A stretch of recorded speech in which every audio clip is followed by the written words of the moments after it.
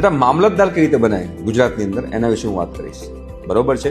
કોણ એપ્લાય કરી શકે એના વિશે વાત કરીશ. એની સિલેક્શન પ્રોસિજર કેવી છે એ હું વાત કરવાનો છું. મામલતદાર માટે ગુજરાત ગવર્મેન્ટ જોબ કહેવાય. જે લોકો સરકારી નોકરી જોઈતી હોય ને એ લોકો માટે આ બહુ સરસ એક છે જોબ, જેમાં લોકો બહુ બધા એપ્લાય કરતા હોય છે.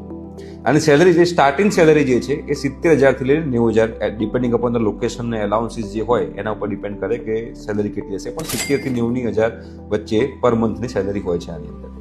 બેટા આ મામલતદારમાં ક્લાસ 1 ક્લાસ 2 હોય છે, જેમાં તમારે લોકો એપ્લાય કરવાનું હોય છે. જીપીએસસી જે છે એમાં તમારે એક્ઝામ આવતી હોય છે જીપીએસસીની, એમાં તમારે ક્લિયર કરવાનું હોય છે. તો આ મામલતદારમાં સૌથી પહેલા તમારે પહેલી જે એક્ઝામ આવે છે એમસીક્યુ બેઝ હોય છે, 200 માર્ક્સની એક્ઝામ હોય છે. બરોબર છે. એ 200 માર્ક્સની તમારી જે બેટા જે એક્ઝામ જે છે એ તમારે ક્લિયર કરવાની હોય છે.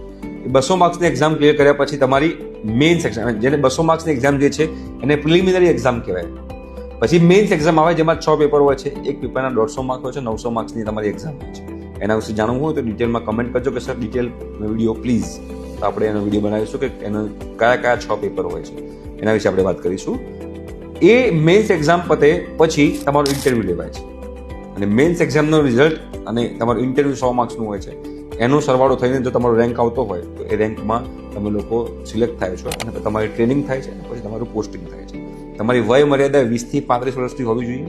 બીજી વસ્તુ કે આમાં ગ્રેજ્યુએશન થયેલા હોવા જોઈએ. કોઈ પણ ગ્રેજ્યુએશન હોય, BCA, BCom, BBA, engineering, pharmacy, MBBS કંઈ પણ હોય, ગ્રેજ્યુએશન કરેલું હોવું જોઈએ. તો તમે લોકો આ મામલતદારમાં એપ્લાય કરી શકો છો અને તમે લોકો જોબ આની અંદર લઈ શકો છો. ઠીક છે. Thank you so much.